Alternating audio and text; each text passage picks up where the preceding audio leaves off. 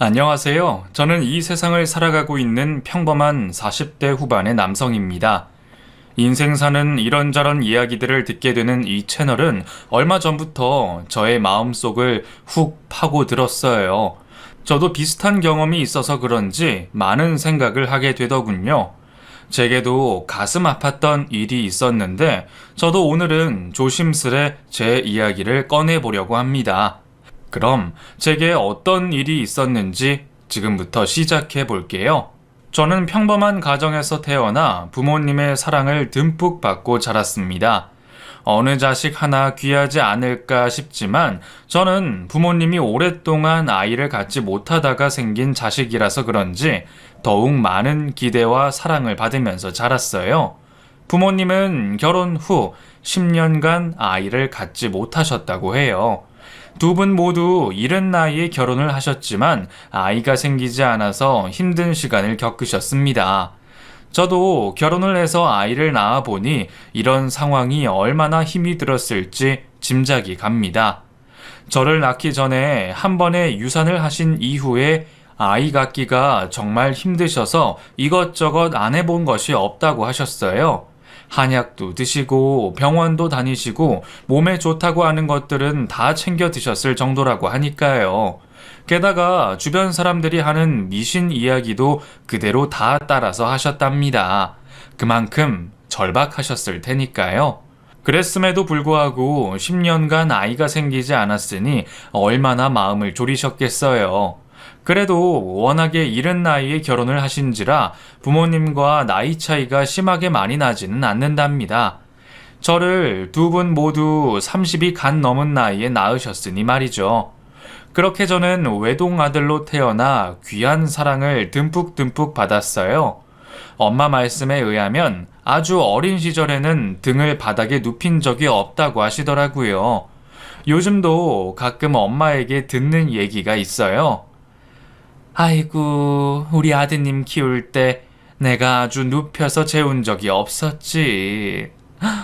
그 덕분에 내 손목은 다 날라갔지 뭐. 그래도 그때는 어디 다칠세라 뭐 묻을세라 어디 내려놓을 수가 없었네. 엄마, 그렇게나 귀하게 키웠어요? 우리 딸은 그렇게 안 키운 것 같은데 어쩜 그러셨어요? 예, 말도 마라. 너도 10년 동안 아이 못 가졌다고 생각해봐. 얼마나 예쁜지. 혹여나 깨질까, 부서질까, 네 아버지한테 세게 뽀뽀도 못하게 했어. 우리 엄마도 참.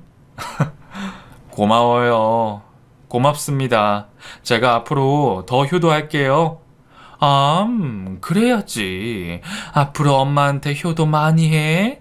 기대할게. 우스갯소리로 말씀하시는 엄마의 말씀을 들을 때면 마음이 짠해지기도 해요. 그렇게 저를 소중하게 키워주셨는데 마음에 상처를 드리게 된 것 같아서요. 저는 그렇게 행복하고 풍요롭게 자랐습니다. 부모님의 전폭적인 지원 덕분에 학원도 다니며 공부도 열심히 했고 배우고 싶은 것이 있으면 다 배울 수 있었어요. 덕분에 성적도 상위권을 유지하고 있었고 가끔씩 반장, 부반장 등의 임원도 하면서 친구와 선생님들의 신뢰도 쌓았죠. 중학교와 고등학교를 다니면서부터는 친구들이 제게 평화주의자라는 별명을 붙여주기도 했습니다. 무슨 일이든 문제가 일어나는 것을 싫어했던 저는 언제나 친구들 사이를 중재시켜 주려고 노력했고 저 역시 친구들에게 서운한 점이 있어도 좋게 생각하려고 노력을 했었어요. 그런 마음을 아시는 선생님도 언제나 저를 좋게 평가해 주신 덕분에 생활기록부에도 항상 좋은 말이 쓰여 있었답니다. 평온한 학창 시절을 보내고 대학생이 된 후 저는 한 명의 여자친구도 사귀었었어요.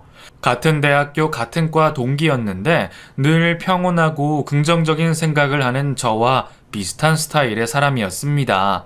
그녀와 풋풋한 연애를 하면서 저는 인생을 많이 배웠던 것 같아요. 여자에 대해서 조금 알게 된 시간이었다고 해야 할까요? 외동아들로 자랐기에 여자 형제가 있는 친구들보다도 더 여자에 대해서 모르고 자랐던 저였는데 여자친구 덕분에 하나하나 알게 되었죠. 여자들은 어떤 분위기를 좋아하는지, 어떤 음식을 좋아하는지, 또 화가 났을 땐 어떻게 해야 하는지까지 조금씩 알 수가 있던 이 시기가 지금 생각해보면 너무 행복했던 것 같기도 해요. 아무런 욕심 없이 있는 그대로의 모습을 사랑해줬으니까요. 하지만 제가 군대에 입대를 하고 여자친구는 호주로 어학연수를 가면서 자연스럽게 헤어지게 됐었습니다. 사람의 인연이라는 것이 그저 쉽게 연결이 되는 것이 아니라는 것을 알게 되는 순간이었죠. 많이 힘들고 슬펐지만 그것도 다 시간이 지나니 조금씩 해결이 되더라고요. 군 제대 후 학교를 다니면서 열심히 취업 준비를 했습니다. 남들은 모두 대학교를 휴학하면서 취업 준비를 할 정도지만 저는 이를 악물고 밤을 새서 공부하고 준비한 끝에 졸업과 동시에 원하던 회사에 취직할 수 있었어요. 그때 부모님이 얼마나 기뻐해 주시던지 세상 맛있다는 음식은 모두 다 먹으러 다녔던 것 같습니다. 아이고, 우리 아들 고생 많았다. 장하다, 장해. 앞으로 회사 다니려면 체력이 좋아야 해. 입사하기 전까지는 이 엄마 아빠가 너 책임질 거야. 세상 제일 맛있는 거 다 사줄 거니까 시간 비워놔. 엄마, 제가 뭐 애기예요. 그럼 언제까지나 내 새끼는 엄마한테 애기지, 애기. 나중에 회사 다니고 결혼도 하고 그러면 바쁘다고 시간 안 내줄 거 뻔하니까 지금 많이 놀 거야. 우리 애기랑. 알았어요. 엄마, 그동안 정말 고생 많으셨어요. 제가 이렇게 된 건 다 부모님 덕분이에요. 저희 가족은 행복한 시간을 보냈어요.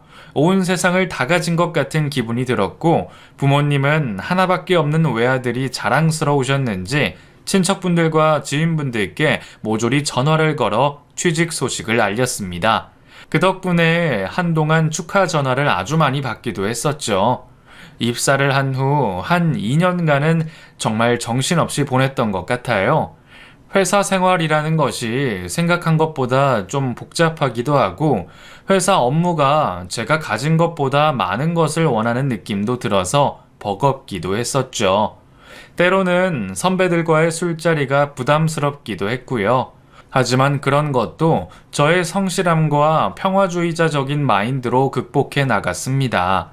나중에는 참 괜찮은 후배라는 소리까지 들으며 선배들의 사랑을 독차지하기도 했죠. 그렇게 몇 년의 시간이 지나고 나서 저는 한 여자를 소개받게 됐었습니다.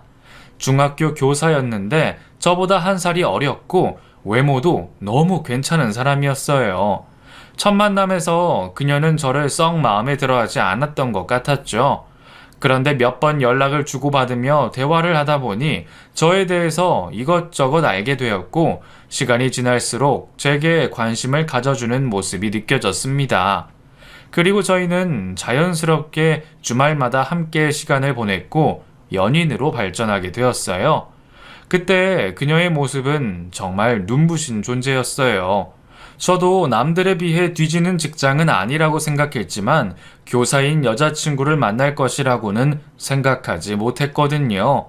직업도 좋고 외모도 빠지지 않는 여자친구를 만나게 된 저를 보고 친구들은 전생에 나라를 구했다고 할 정도로 부러워하기도 했습니다. 이야, 너 정말 좋겠다. 야, 전생에 뭐 나라를 구했냐? 어디서 그런 여자를 만난 거야? 어? 나도 좀 알려줘라. 야, 내 여자친구가 좀 그렇긴 하지. 야, 이것도 뭐 다 내 능력 아니겠냐? 야, 그래도 그렇지. 신이 내린 직장이라는 교사 아내를 만나다니. 앞으로 뭐 팔자 폈구만. 애들 방학 때도 돈 꼬박꼬박 나오고 진짜 좋겠다. 야, 나도 좀 네 여친한테 말해서 주변에 여자 소개해달라고 해봐봐. 응? 안 되겠냐? 알았어. 얘기해 볼 테니까 잠자코 기다려봐. 친구들의 부러움을 한 몸에 받으며 그녀와 연애를 이어나갔어요.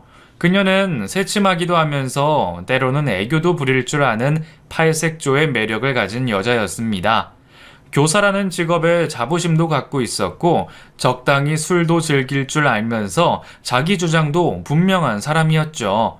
사실 외형적으로 사람을 판단하면 안 되지만 옷차림이 많이 고급스럽기도 했습니다. 나이에 비해서 굉장히 고급스러운 명품 옷과 가방을 들고 다니기도 했고 저희 엄마는 단 한 번도 신어보지 못한 값비싼 구두만 신고 다녔습니다. 그런 모습을 보고 저는 이해가 되지 않는 부분도 있었어요.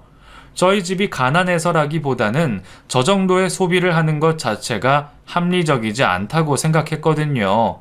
가끔씩 그녀가 제게 애교를 부리면서 갖고 싶은 것을 이야기할 때 저는 그게 합리적인 소비가 아니라고 생각을 하면서도 거절할 수가 없더라고요.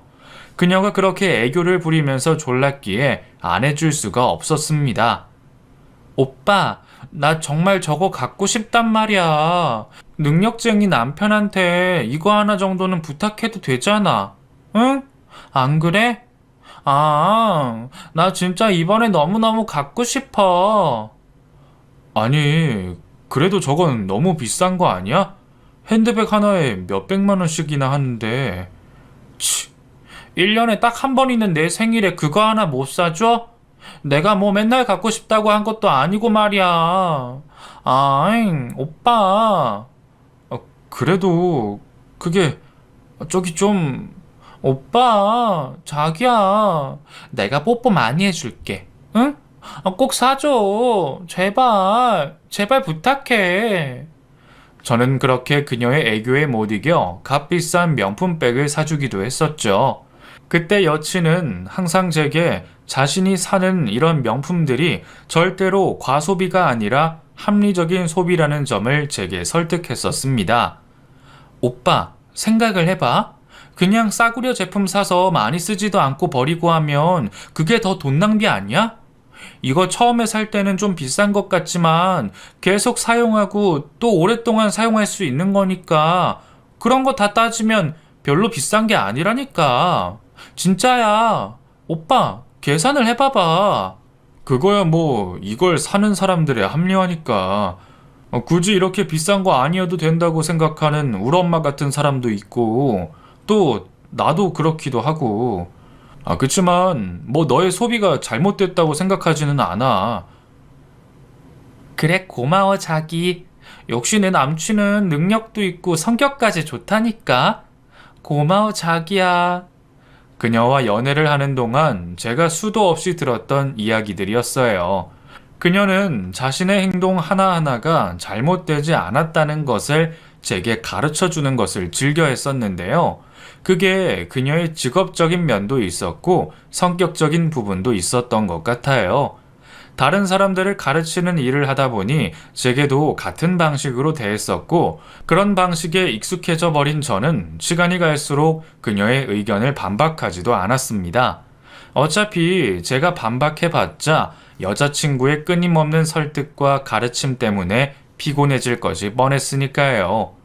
여친과 연애를 하면서 모든 것이 다 좋았지만 딱 한 가지 불편했던 부분이 바로 이런 부분이었습니다. 자신의 의견과 동일하지 않으면 계속해서 끊임없이 설득한다는 점이었어요. 자신은 잘못이 없다는 식으로 합리화시키는 것도 계속했었고요. 연애 때는 그녀에 대한 모든 것이 좋았기 때문에 별로 불편하지 않았지만 막상 결혼을 해보니 작은 일에도 자신이 하고 싶은 일만 하려고 하는 아내와 종종 부딪히기 시작하더군요. 1년 반 정도 연애를 하고 저희는 결혼을 결심하게 됩니다. 부모님은 서울에 있는 집을 정리하시고 제주도로 내려가신 지 1년 정도 되셨는데 결혼을 하고 싶다는 저의 말을 듣고 여자친구를 만나러 단숨에 서울로 올라오실 정도였습니다. 워낙에 애지중지하게 키운 외동 아들이라서 그런지 어떤 여자와 결혼을 하는지에 대해서 궁금하셨다고 하더라고요. 여자친구를 소개시켜주는 자리에서 부모님은 굉장히 만족감을 나타내셨어요. 직업부터 외모, 집안 환경까지 모든 것이 마음에 드셨거든요. 엄마는 항상 제게 말씀하셨어요. 자고로 여자는 우리 집보다 조금 못한 집에서 데려오라고 했어. 엄마, 아버지가 그렇게 유능한 사람도 아니고 그저 평범한 사람들인데 혹시 우리 아들이 너무 잘난 여자를 데려올까봐 솔직히 좀 걱정이 되기도 하네. 엄마는 무슨 걱정을 해? 아들이 뭐 잘난 것도 없는데 그렇게 잘난 여자가 꼬일까? 에이, 무슨 소리야. 엄마 눈에는 아들이 세상에서 가장 멋지고 잘생긴 사람으로 보이는데. 그래서 이렇게 걱정하는 거야. 내가 괜히 걱정해? 우리 아들이 얼마나 멋진데. 직장도 잘 들어갔고. 근데 주변에서들 보니까 너무 잘난 며느리 얻은 사람들이 힘들어 하더라고. 이혼한 사람도 있고 말이야. 그래서 엄마는 그저 사돈 집안은 평범했으면 좋겠다. 너무 잘난 며느리도 솔직히 싫고. 알았어요, 엄마. 그럼 제가 최대한 그런 여자 만나려고 노력할게요. 엄마의 이런 말씀을 많이 듣고 자랐기 때문에 누구보다 어떤 스타일의 여자를 원하는지 알고 있었습니다. 그런데 엄마의 이상형에 딱 맞는 사람을 제가 데려오니 마음에 들지 않을 수가 없는 것이죠. 자신의 능력은 너무 좋은 중학교 교사인데 홀어머니와 살고 있고 집안 형편은 그렇게 좋은 편이 아닌 여자친구의 상황이 엄마는 오히려 좋으셨던 모양입니다. 두 사람을 처음 만나게 해준 날이 아직도 기억에 생생합니다. 곱게 단장한 여자친구와 저희 엄마의 모습이 닮아 있는 것 같기도 했고, 마침 그날따라 두 분 다 네이비 계열의 옷을 입고 오셔서 매우 잘 어울렸던 기억도 나네요. 모르는 사람들이 보면 모녀지간 같다고 할 정도로 말이죠. 그날 제 기분이 얼마나 좋은지 평소에 잘 먹지도 못하던 술을 몇 잔 마셨네요. 부모님도 함께요.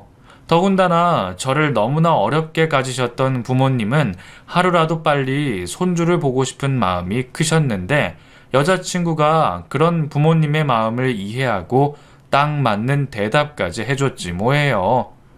저기, 우리는 솔직히 우리 아들을 너무 어렵고 귀하게 봐서 그런지 결혼하면 손주는 최대한 빨리 보고 싶은데 직업도 너무 좋고 하니까 혹시 아이에 대해서 어떻게 생각하는지 궁금하네요. 이런 거 물어봐도 되는 거죠? 그럼요. 여쭤보셔도 되죠. 솔직히 저도 아이를 빨리 낳고 싶어요. 주변 선배들 보니까 일한다고 늦게 결혼해서 아이 낳고 기르는데 너무 힘들다고 하더라고요. 체력적인 것도 그렇고 너무 나이 차이가 많이 나면 세대 차이도 느껴지고 해서 여러 가지가 힘들다고요. 그래서 저는 그렇게 하지 않기 위해서 최대한 빨리 낳고 싶어요. 어머, 어쩜 그렇게 내 생각이랑 똑같을 수가 있지? 나도 그런데. 정말 아가씨는 하늘에서 우리 아들이랑 맺어주게 보내준 사람 같네. 어머, 내가 주책인 건 아닌지 몰라. 아닙니다. 괜찮아요. 우리 아들 정말 순수하고 착한 사람이에요. 나이 또래에 비해서 직장도 좋고 연봉도 괜찮고 담배도 안 피우고 술 먹고 해롱거리지도 않는 스타일이라 결혼하면 집안일부터 육아까지 많이 도와줄 거예요.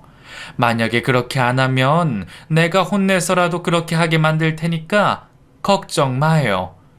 네, 어머님, 감사합니다. 어머님만 믿을게요. 이날의 첫 만남 자리가 얼마나 즐거웠는지 모릅니다. 이때는 그저 모든 일이 술술 잘 풀릴 것만 같았고 아무것도 제 인생에 방해하는 요소가 없을 것이라는 생각만 들었어요. 이 여자와 결혼해서 알콩달콩 아이들 낳고 행복하게 키우기만 하면 되겠다 싶었죠. 그렇게 그녀와 결혼을 했습니다. 그녀의 친정 엄마는 남편을 먼저 떠나보내시고 혼자 살고 계셨는데 말씀은 하지 않으셨지만 만나시는 애인이 있으신 것 같았어요. 몇 번 뵐 때마다 다른 분의 차를 얻어 타고 오셨고 저와 말을 하는 도중에도 다정한 목소리로 전화를 받으시고 문자 메시지도 주고받은 일이 비일비재했거든요. 결혼 후 저희는 처가댁 근처에 신혼집을 얻었습니다. 어차피 저희 부모님은 제주도에 계셨고 아내가 일을 하고 있었기에 나중에 아이를 낳으면 장모님께 도움을 받을 일이 있다고 생각도 들었기 때문이에요. 갑자기 이사를 가는 일이 힘들기 때문에 미리 그렇게 준비를 했던 것이죠. 장모님 댁 근처로 신혼집을 장만한 후 거의 매일 저녁을 장모님 댁에서 먹었던 것 같습니다. 아내는 일을 하고 와서 피곤하다는 이유로 집에 밥을 잘 하지 않았거든요. 아니, 하려고 노력도 하지 않았다는 게 맞을 것 같아요. 저 역시도 맞벌이하는 아내를 배려한다는 마음으로 서로 미루지 않고 집안일을 하자고 했지만 아내는 또 막무가내로 저를 설득하기 시작하더군요. 자기야, 생각을 해봐. 내가 하루 종일 애들 가르치고 집에 와서 또 밥하고 청소하고 빨래할 시간이 어딨어? 그거 엄청 에너지 빠지는 일이라고. 그래, 알아. 자기 하루 종일 애들 가르치고 기빨렸는데 집에 와서 또 이렇게 일하기 싫지. 난 이해해. 그렇다고 살림을 안 하고 살 수도 없으니까 우리 당번을 정해서 하면 어떨까? 자기가 아침 준비를 하면 내가 저녁을 할게. 청소랑 빨래도 서로 분담해서 하면 좋을 것 같아. 그럼 당신도 훨씬 덜 힘들잖아. 그치? 그게 있잖아. 자기야, 내 말은 그게 아니라 밥 같은 건 솔직히 요 옆에 우리 엄마네 집에 가서 먹어도 될 것 같아. 어차피 엄마는 거의 집에서 밥을 하시는데 혼자 먹기도 심심하고 그럴 테니까 우리가 가서 같이 먹으면 좋잖아. 우리는 밥도 안 하고 일석이조지 뭐. 빨래나 청소는 자기가 잘하니까 자기가 맡아서 하면 좋을 것 같고. 아, 그럼 밥은 장모님 댁에서 다 해결하고 청소는 내가 하는 거야? 응, 맞아. 그게 내 생각에는 베스트인 것 같네. 뭐든지 사람이 잘하는 일을 해야지 못하는 거 하다가 괜히 스트레스만 받고 건강에 좋지 않아. 아, 그래 뭐 그렇게 하지 뭐. 우리 둘이 청소할 일이 얼마나 많겠어. 그렇게 하자. 장모님도 혼자 계셔서 적적하시니까 같이 밥도 먹을 겸 뭐 밥도 안 해도 되고 그렇게 하는 걸로 하자고. 그렇게 아내의 설득으로 인해 저희 부부는 장모님 댁에서 거의 모든 식사를 하기로 했습니다. 걸어서 5분 정도의 거리이기 때문에 아예 퇴근을 그곳으로 한 거죠. 장모님의 음식 솜씨는 매우 좋은 편이었기 때문에 처음에는 별 불만 없이 먹을 수 있었어요. 음식도 맛있었고요. 하지만 시간이 지날수록 매일같이 장모님 댁에서 많은 시간을 보낸다는 것이 조금 불편하기도 하더라고요. 여느 신혼부부처럼 집에서 둘이 우당탕탕하며 못하는 요리라도 준비해서 함께 먹는 것이 너무나 부러웠거든요. 꼭 맛이 있다기보다 맛 없어도 그때는 다 맛있게 느껴지잖아요. 그런 생활이 그리워 하루는 아내에게 그런 것에 대한 얘기를 한 적이 있었는데 역시나 그 얘기도 본전도 찾지 못하고 설득을 당하고 말았습니다. 몇 번 그런 일이 있고 난 후부터는 아내의 집요한 설득과 합리화에 지쳐 무슨 일이든 아내의 의견에 따르기로 했어요. 저는 원래 어릴 때부터 평화주의자라는 말을 들을 만큼 의견 대립을 싫어했거든요.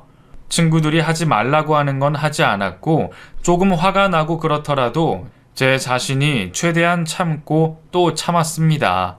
그냥 좋은 게 좋은 거라고 편안하게 지내는 것이 가장 좋다고 생각했기 때문이에요. 그런 저의 습관이 결혼해서 아내와의 관계에서도 그대로 드러나게 된 것이죠. 아내가 하자는 대로 하지 않으면 계속해서 부딪히고 그런 문제에 대한 설득과 합리화를 하기 때문에 그런 상황이 너무 싫었던 것 같아요. 하지만 그것도 저 혼자만의 생각이었지 아내는 그런 저를 점점 얕잡아 보기 시작했습니다. 무슨 일이 생겨도 그저 자기가 마음대로 결정해버리고 상의조차 하지 않고 행동에 옮기는 일도 비일비재했죠. 심지어는 장모님의 생신 선물조차 저와 상의 한마디 없이 떡하니 고액의 현금을 뽑아다 드리는 적도 있었습니다. 솔직히 저희 부모님은 제주도에 계신 상태였기 때문에 자주 뵙지도 못했을 뿐더러 생신 같은 날도 챙기기도 쉽지 않았었어요. 그런데 아내는 빈말이라도 한번 무리해서 시댁에 가보자는 말도 없었죠. 마음속에 서운한 마음은 있었지만 둘 다 일을 하고 있는 입장이기 때문에 쉽지 않을 것이라 생각하고 꾹 참았습니다. 그런데 장모님 생신날 생신 선물로 현금 500만 원을 뽑아서 드리는 것을 확인하게 되었죠. 워낙에 돈 관리부터 모든 것을 아내 뜻대로 했기 때문에 별로 알지 못했지만 통장에 찍힌 금액을 보고 아주 많이 깜짝 놀랐었어요.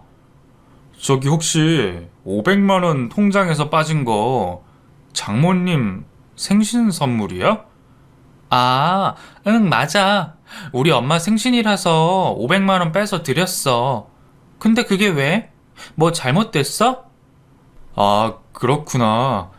저기 그게 아니라, 특별하게 환갑이나 칠순도 아니시고 한데 너무 큰 금액이 아닌가 해서.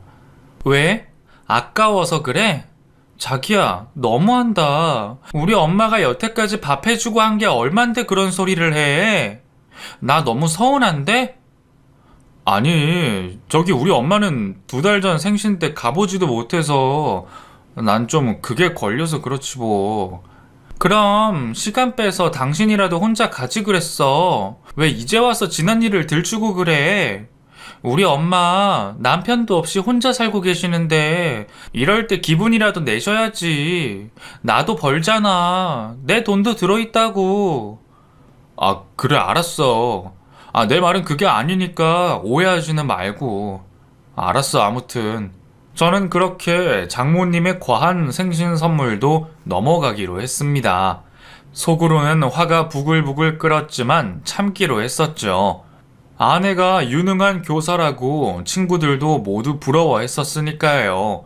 물론 아내의 돈은 대부분 아내가 관리하고 생활비로 쓰이는 돈은 거의 제 월급이지만요. 그래도 그때까지는 그렇게 참을 수가 있었습니다. 하지만 아이가 태어나고부터는 점점 더 과하게 변하는 아내의 행동 때문에 화가 나는 일이 상당히 많았어요. 아내는 임신으로 인해서 힘들다고 하며 학교를 쉽게 그만둬 버렸고 그 덕분에 저는 외벌이를 하기 시작했습니다. 그 좋은 직업을 중간중간 쉬면서 하면 되는데 왜 그만두냐고 주변에서 난리도 아니었지만 그 누구도 아내의 뜻을 꺾지는 못했어요. 남편인 저도 그 고집을 꺾을 수가 없는데 어느 누가 할 수 있겠어요? 아내는 너무나 쉽게 교사라는 직업을 그만두었고 장모님은 아이를 봐주신다는 명목 아래 저희 집에 머무르는 시간이 상당히 많아지셨습니다. 대릴 사위도 아니었지만 거의 대릴 사위처럼 그렇게 장모님과 같은 집 생활을 이어나갔고 생활비는 배로 늘어가게 되었어요. 뭐가 그리 많이 먹고 싶은지 하루에도 몇 번씩 음식을 사 먹고 시켜 먹는 탓에 제 카드의 알람 소리는 멈출 날이 없었죠. 그래도 손녀딸을 낳아준 며느리에게 고마운 마음이 많으셨던 저희 부모님은 제주도에서 유명하다는 옥돔 생선부터 시작해서 각종 과일까지 때마다 엄청나게 보내주셨습니다. 그저 손주가 보고 싶어 언제쯤 올 수 있는지 전화도 가끔 하셨었죠. 애기 잘 있지?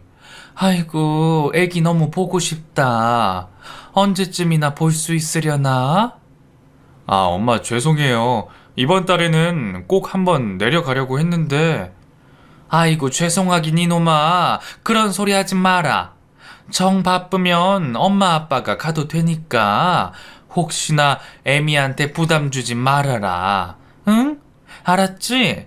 여자는 애 낳고 그러면 기분도 그렇고 몸도 예전 같지 않아서 만사가 귀찮을 법해. 그저 네가 기분 맞춰주고 맛있는 것도 사주고 그래야 한다. 알겠니? 네, 엄마. 알겠어요. 대답은 그렇게 했지만 엄마의 서운한 마음이 고스란히 느껴지더군요.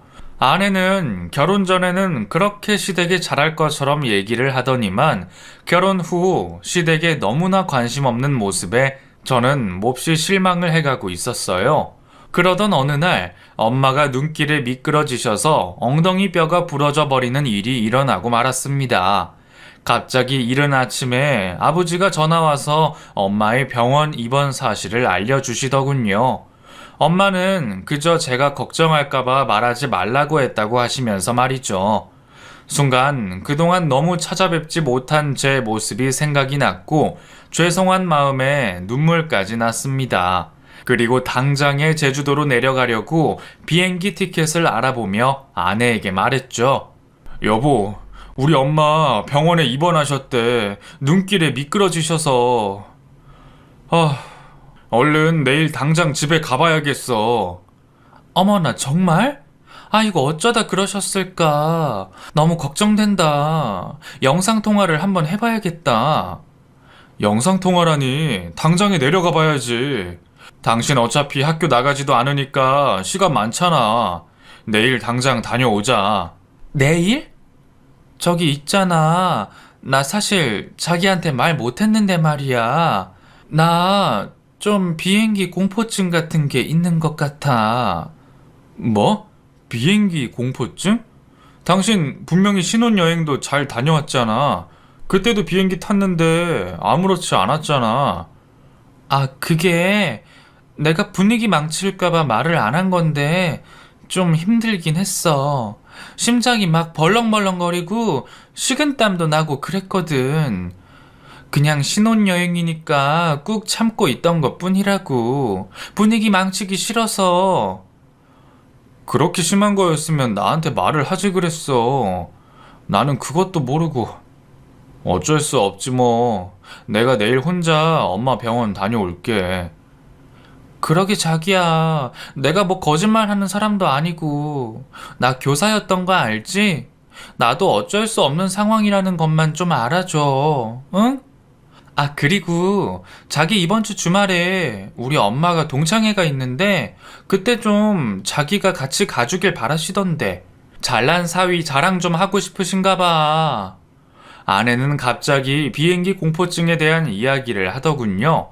원래 있었는데 신혼여행을 위해서 어쩔 수 없이 참은 것이라고 하면서 제주도 시댁에 못 가는 이유에 대해서 장황하게 설명을 했습니다. 저도 반신반의하기는 했지만 공포증이라는 것이 겉으로 확인할 수 있는 어떠한 것이 아니기 때문에 뭐라고 할 수도 없더라고요. 그렇게 저는 혼자서 제주도 엄마 집에 다녀올 수밖에 없었습니다. 아내와 아이 없이 저 혼자 내려온 모습을 보시고 서운한 마음이 가득하신 걸 느낄 수가 있었어요. 몇 년을 보내면서 아내는 단 한 번도 제주도에 내려간 적이 없었고, 그러는 사이 저희 부모님이 직접 올라오셔서 아이를 보고 가는 일이 반복됐었어요. 그 때문에 엄마 아버지의 생신이나 명절에도 한 번도 참석할 수가 없었죠. 장모님한테 저는 최선을 다했던 것 같아요. 특히나 장모님은 남들한테 사위와 딸을 자랑하고 싶어 하시는 분이었고 허영심도 많으신 분이라 조금만 서운하게 행동하면 화난 티를 많이 내셨었어요. 친구분들께 자랑하고 싶으시다고 한 자리가 있으면 저는 그 어떤 바쁜 일이 있더라도 취소하고 장모님과 함께 그 자리에 동석해야만 했습니다. 더군다나 없는 일까지도 지어내서 과대 포장을 하시는 분이었기 때문에 가끔씩 동석하는 그 자리의 술값이나 밥값을 계산할 수밖에 없기도 했어요. 우리 사위가 얼마나 대단한 직장에 다니는 줄 알아? 연봉도 얼마나 높은데. 난 맨날 이렇게 사위가 데리고 다니면서 맛있는 거 사주고 옷도 사주고 해서 돈도 하나도 안 들고 너무 좋은 거 있지? 우리 사위 오늘도 그렇게 꼭 따라와야 된다고 어찌나 성화던지. 내가 아주 귀찮아 죽겠다. 어머나 사위 잘 둬서 좋겠다. 부럽다 얘. 우리 사위는 회사 잘리고 택배하고 있는데. 에휴, 너는 전생에 뭔 일을 그렇게 많이 했길래 그렇게 좋은 사위를 얻었다니? 부럽다, 부러워. 장모님 친구분들과 함께하는 자리는 언제나 이런 식의 대화가 오고 갔습니다. 그러니 제가 그 자리에 밥값을 계산하지 않을 수가 없었어요. 저희 엄마에게는 한 번도 하지 않았던 행동을 장모님께만 해드리니 마음속은 언제나 불편하기 그지 없었습니다. 그렇게 몇 년의 시간이 지나 아이가 유치원에 다니고 있던 어느 날이었어요. 아내는 여전히 전업주부로 장모님과 많은 시간을 보내면서 놀러 다니기에 바빴죠. 저는 직장에서 승진을 해서 연봉이 어느 정도 인상이 되었고, 세 식구가 살기에 전혀 부족함 없는 가장의 능력을 갖추고 있었습니다. 아내는 제게 일주일의 시간을 달라고 부탁하더군요.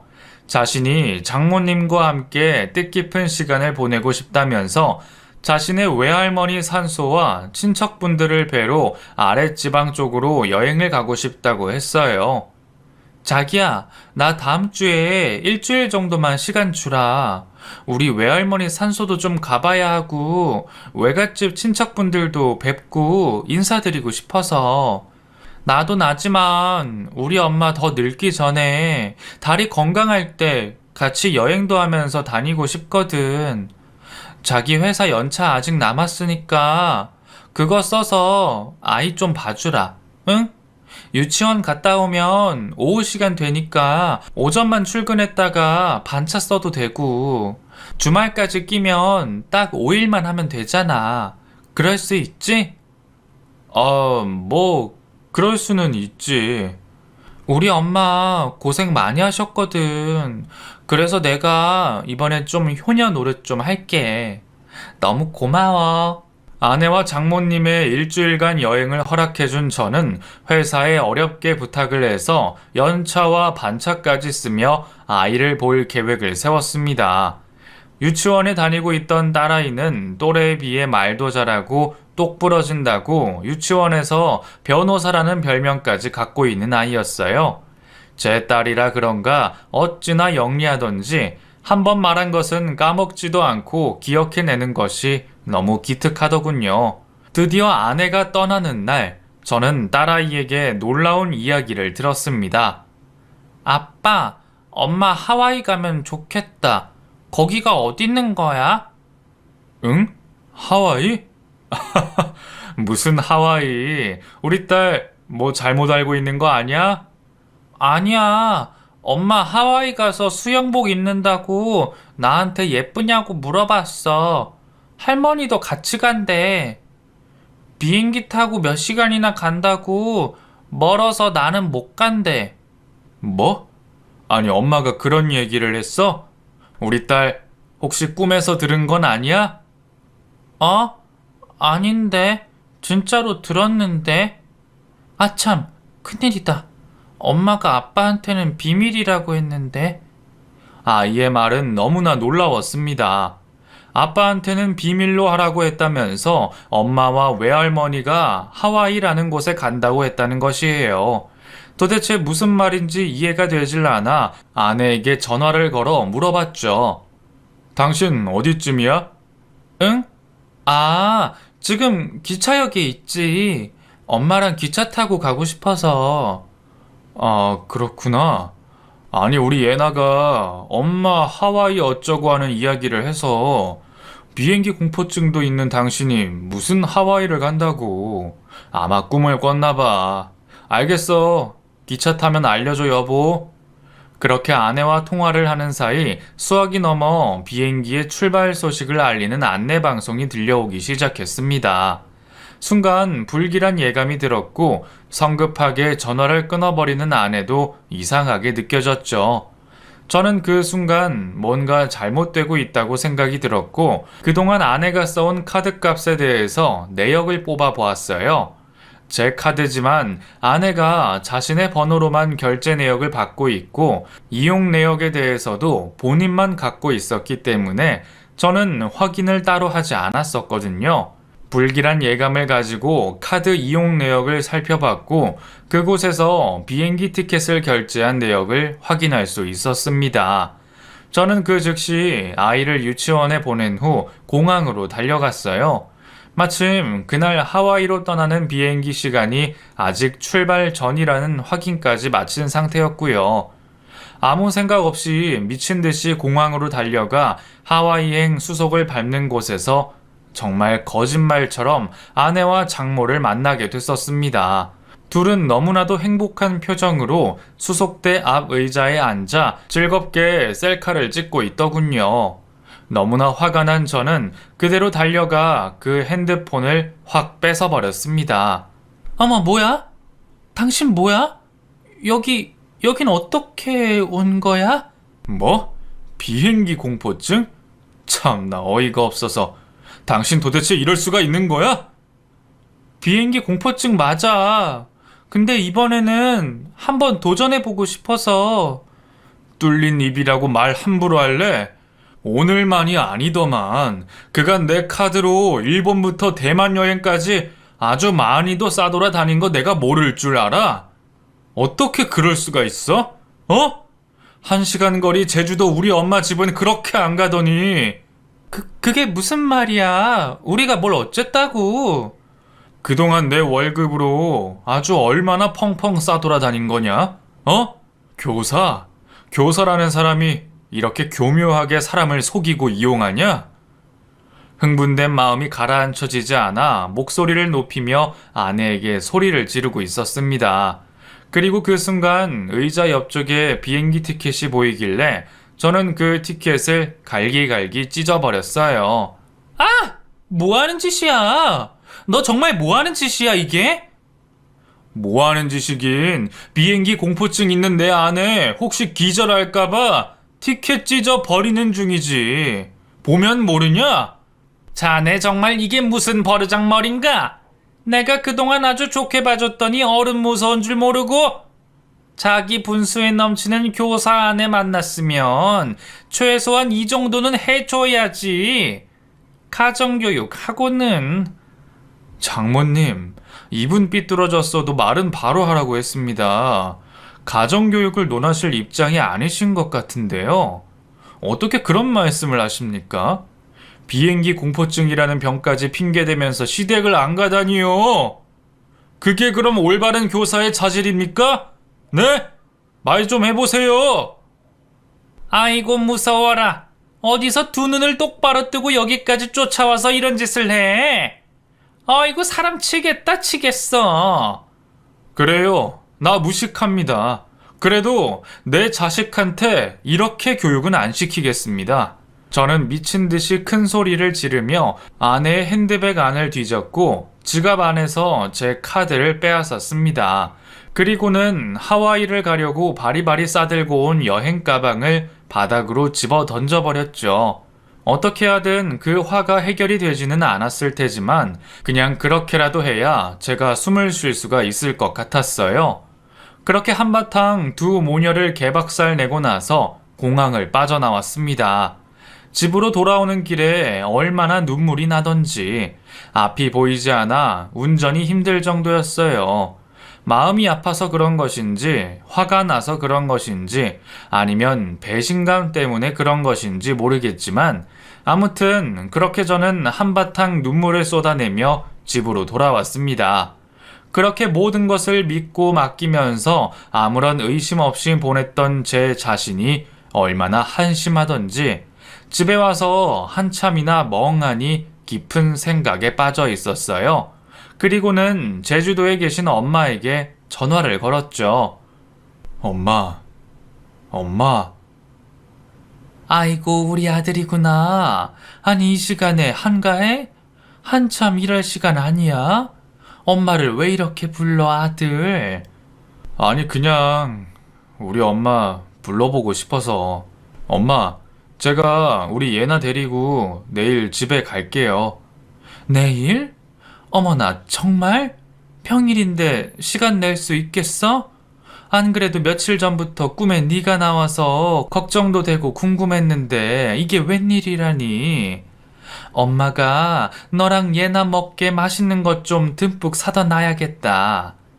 그 전화를 끊고 얼마나 울었는지 몰라요. 며느리에게 제대로 된 밥상 한번 못 받아보시고 그저 잘 해주라고만 하시는 엄마가 너무 안타깝고 불쌍하게 느껴졌어요. 저는 그날 그대로 짐을 싸서 아이를 데리고 늦은 저녁 시간 제주도행 비행기에 몸을 실었습니다. 그리고 그토록 그립고 보고 싶던 손녀딸을 부모님께 안겨드렸죠. 고작 비행기로 50분이 좀 넘는 시간에 있는 제주도가 왜 이렇게 오기 힘들었는지요. 그때부터는 최소한 2달에 한 번씩은 꼭 오겠노라며 마음속으로 다짐했습니다. 부모님은 아내 없이 혼자 아이를 데려온 제 모습을 보시고는 무슨 일이 있나 싶으셨나 봐요. 직접적으로 물어보지는 않으셨지만 무언가 내심 짐작을 하고 계시는 듯 했고, 며칠 후 집으로 올라오는 날 그동안 있던 일에 대해서 하나하나 말씀드렸습니다. 거의 집에서 돈을 갖다 주는 기계처럼 쓰였던 저의 생활을 얘기 들으시고는 부모님은 아무 말 없이 하염없이 눈물만 흘리고 계셨어요. 저는 그렇게 울고 계신 부모님이 너무 안타깝고 죄송스러워서 뜨거운 눈물을 흘렸습니다. 서울로 올라온 후 저는 본격적인 이혼 준비에 돌입했어요. 아내가 그동안 펑펑 써왔던 제 카드값을 비로해서 집안에 제대로 된 적금 하나 없다는 것까지 모든 살림을 알게 되었죠. 그러는 동안 아내의 장롱 속에는 명품백이 하나 둘씩 늘어나 있었고, 더불어 장모님까지도 명품 신발부터 스카프까지 차곡차곡 모으고 계셨더군요. 제가 연봉이 꽤 높은 편에 속했었는데 월급에 보너스까지 합치면 세 식구가 아주 넉넉하게 살면서 적금까지 많이 했을 금액인데 정작 모아둔 돈은 하나도 없었고 카드값만 쌓이고 있더라고요. 물론 제 탓도 있습니다. 아내에게 모든 것을 믿고 맡겨두고 뭐 하나 체크해 본 적이 없었거든요. 그냥 그것이 가족을 위한 일이라고 생각했기 때문이었는데 이런 결과를 낳다니 제 자신이 조금 후회스럽기도 합니다. 아이의 양육권까지 가져오고 이혼 후 모든 돈줄을 다 끊어버렸더니 아내에게는 이혼 후 지속적인 연락이 오더군요. 그동안 그렇게 어마무시하게 펑펑 써대던 카드값을 갚으려면 제가 필요하다고 생각했겠죠. 아주 영악한 두 모녀의 잔머리가 치를 떨리게 만들더군요. 시댁 개무시하고 신나게 놀러다니던 두 모녀는 나중에 신용불량자가 되었고 모든 카드까지 끊겼다며 병원비를 빌려달라는 핑계로 문자까지 왔었지만 저는 그 문자조차 씹어버렸습니다. 이것이 모두 다 자업자득 아니겠어요? 지금 저는 제 딸과 함께 열심히 살아가고 있습니다. 부족함 없이 충분히 베풀어주고 있고 제주도에서 올라오신 부모님이 지극정성으로 돌봐주신 덕분에 예의 바르고 똘똘한 아이로 잘 성장하고 있어요. 저는 내년쯤 제주도로 이사를 계획하고 있습니다. 똘똘한 아이로 잘 성장하고 있어요. 부모님 집도 아직 그곳에 있고 각박한 생활을 다 벗어던지고 마음의 여유를 찾는 그런 삶을 살고 싶거든요. 제주도라면 충분히 저희 가족에게 그런 존재가 되어줄 수 있을 것이라 생각합니다. 여러분의 인생은 어떠신가요? 때로는 한 템포 쉬고 가는 것도 좋지 않을까 해요. 저같이 상처가 있으신 분들께는 더더욱 쉬어가는 타임이 필요하다고 생각합니다. 제 긴 이야기 끝까지 들어주셔서 감사드려요. 이상으로 제 이야기를 마치겠습니다.